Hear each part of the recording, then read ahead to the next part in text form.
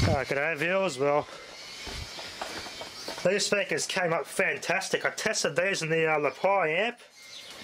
I got some good bass out of this. The whole bloody place rattled. I'm amazed. I'm gonna have to get the heat gun out and just start treating this. Just heat gun it and just carefully pat it back down so it sticks back down. I got those clamps in the shed, wood clamps, and bits of board and I can clamp it to hold this souvenir back on. I work on the cosmetic side of this. I mean, do I preserve this as it is, or do I just get some of that carbon fibre wrap that people put in their cars? That stuff looks good. If I can redo this with carbon fibre wrap vinyl, I reckon that'll look amazing. Yeah. As cheap and nasty as these are, but by today's standards, you won't find nothing like this. Especially they come out of China, they're just absolute utter shit. These are amazing. Yeah, definitely worth the time to re-foam these. It was worth it. These things sound amazing. There was some like these at the tip shop, but these tweeters had foam surround that was all rotted. These do come up at the tip shop from time to time, but these are the best condition ones here that I've got here that was given to me. So the ones over there, they got the fronts missing. These they got all pushed in, and these are all foam surround. Because this is a tweeter, it's sealed at the back. I can't really foam it as easy. I can only do it from the front. So the original owner had a pot plant on this one. Got a bit wet, had leaked. It's a little bit damaged, but it's worth fixing though.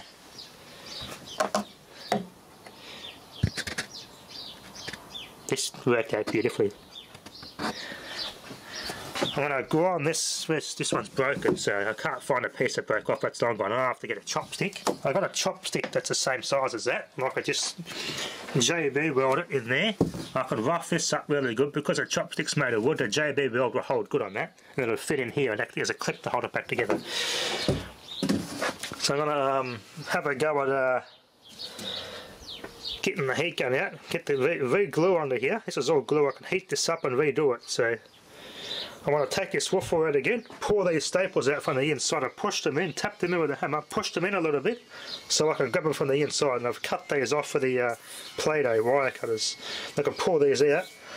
I want to put some little feet on there, little stoppers instead, because that's just too far gone. I can't really use that. I might do the same with that one here too, make it the same. Put some little stick-on stoppers on there instead. All this I'm going to have to redo. Just heat that up and put some weight on it. Hopefully it will stick back on. And these things on this radio here, the output this had, it sounded pretty good with a little bit of excursion. Putting the LePie on this with a PC power supply, I got almost an inch of excursion off that. It wasn't that much distortion either, so yeah. The LePie drove these well, and all this bloody tin rattled. It was amazing. So you won't find nothing this good nowadays. They're just rubbish unless you're going to spend a lot of money and buy a name brand. But these are definitely worthwhile repairing. Yeah.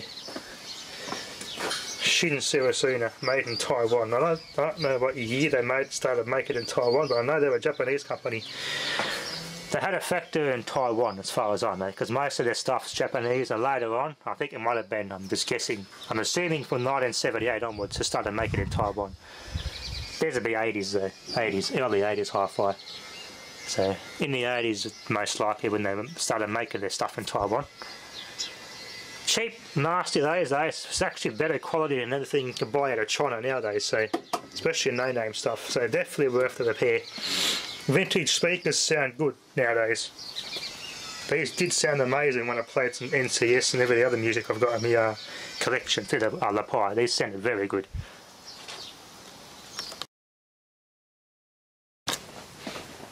Well, the hot glue, or reheating the glue trick with a heat gun, didn't work quite as well.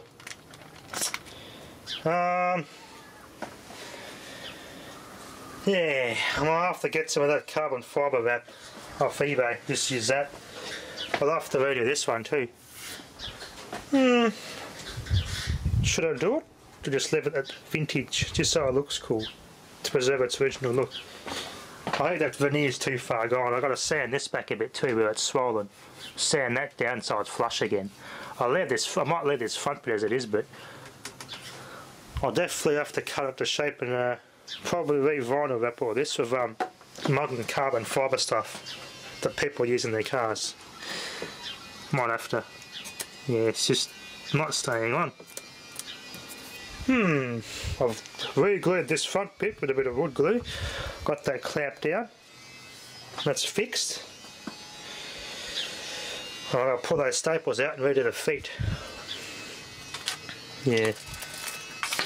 It's just not staying on very good.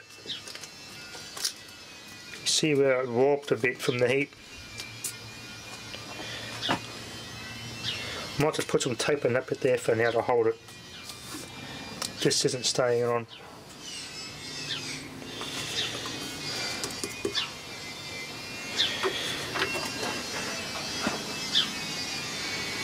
Might just cut this off here, off this corner, so this bit here doesn't unravel. It's coming together nicely so far. Yeah. That bit there is just too far gone. Anyway, got the glue set. This was in much better condition overall. The bottom's a little bit coming off, but I'll find some feet I could use for this thing. See what I've got. See if I've got 8 little feet I can put on there.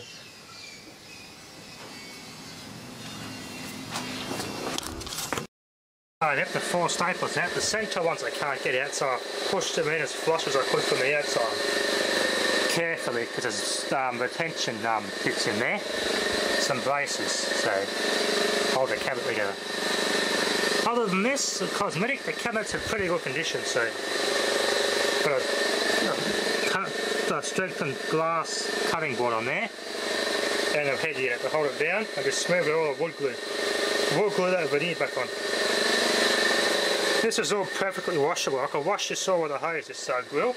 I'll tip this now upside down next. I'll take the bottom off this one, I can put the feet on. Just this one's the worst damage. This one I'll have to a little bit of water damage on that.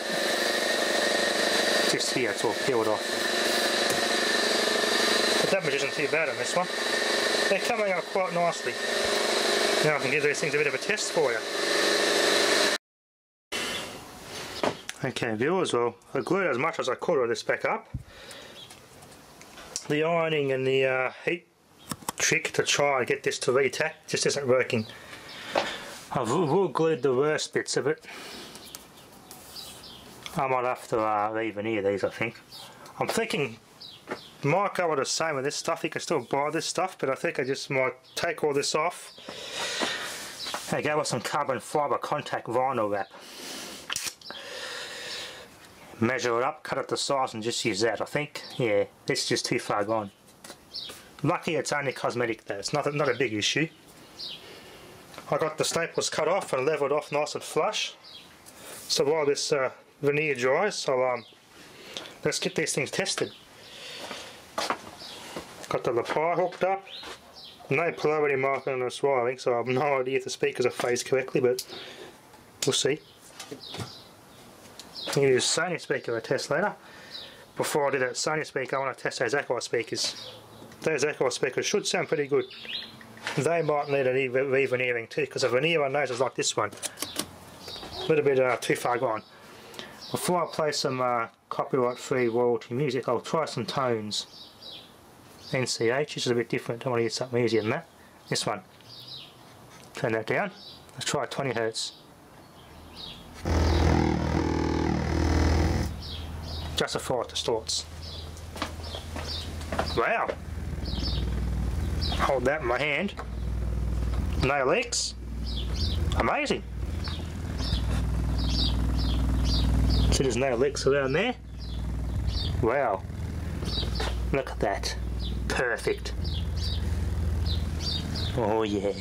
Feel that bass. There's no rattles in here, it's just distortion from the amp, I think. Radius amp is. Bass enhancement off. That's about 9 on the volume knob on that thing.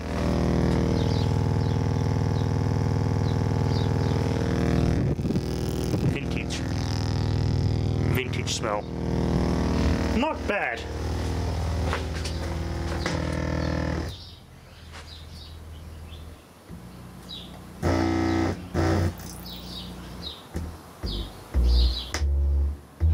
Oh, that's a sweet spot. Distortion. Oh yeah, the whole place was rattling to pieces.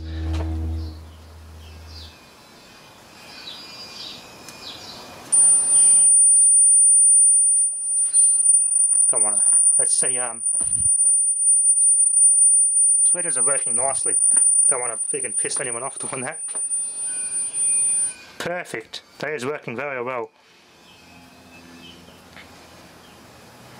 I want to find a nice track to play out here.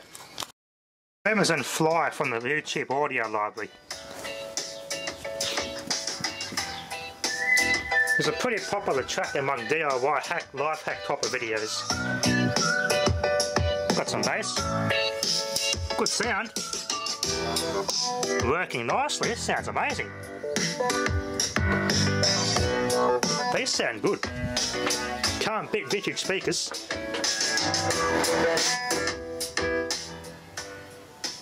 Don't want to do that for too long, but they do sound very good. Oh well, that's enough for that. I won't do too much more testing. I don't want to annoy the neighbours, so they're working very well. It's just a cosmetic now. Speakers are done, drivers are done. They are working good. The capacitors are working good, and those crossover capacitors, I should say.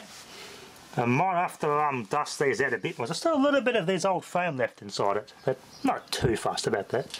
It's not making any rattling noises in there. But these are working very nicely, so I'm going to work on this now. I mean, I really want to leave it as it is, but there's just the bottoms are too far gone. I want to stick some of these on there because I've got a hard floor. I'm going to set them on a hard vinyl floor. These would be perfect as feet. 8 of those, one on each corner. Perfect, but there's not much to hold them on there. They're not going to stick very well to that. If I just razor blade on here, just take this bottom off, just take the bottoms off as they are. But if I put them on the floor, and if we bump into them with a mop, yeah, moisture problem, because they're on a vinyl floor. Anyway, I'll just still thinking what we're going to use. I should carbon fibre wrap them or not. Anyway, let's get the Akai speakers now. I'll test those. There's Akai speakers. Yeah, I've got to fix all this veneer up too. I think I might get some vinyl wrap, I think. I might even do these with carbon fibre vinyl wrap yet. I have to fix this up. Pull this front off, I'm going to fold that back behind here and clamp it again. But these came out very well. Let's play more royalty free music and I'll do some bass tests with a tone generator. Yeah, tweeters are working. Nice sound.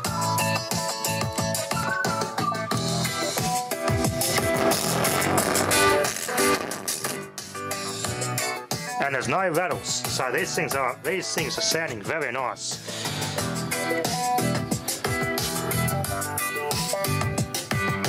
I've got some good excursion out of those. These things don't sound bad at all. Alright, back to my little tone generator. I'll do some rattle tests with some hardcore tones. Tweeters are working. 50 Hz test.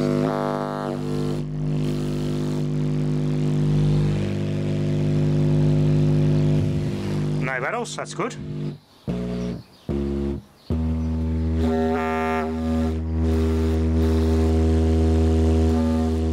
Distortion. That's not rattles on the speaker.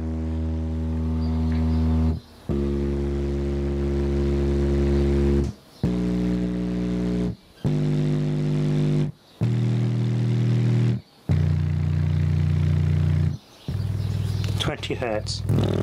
Distortion.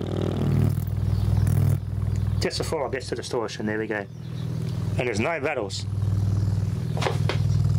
I could hear some distortions in the tweeter because they can't push out a bass tone, but they're pushing the distortions and the noise in the yeah, because they can't obviously can't do low tones, so you get a bit of distortion out of the tweeters due to the nature of the test. But put this bloody light on here. There you can see a bit of excursion on that. It shows my speakers that my repair is holding up well. These speakers went repaired amazingly. Anyway, that was a success. 2 successful speaker foam projects done.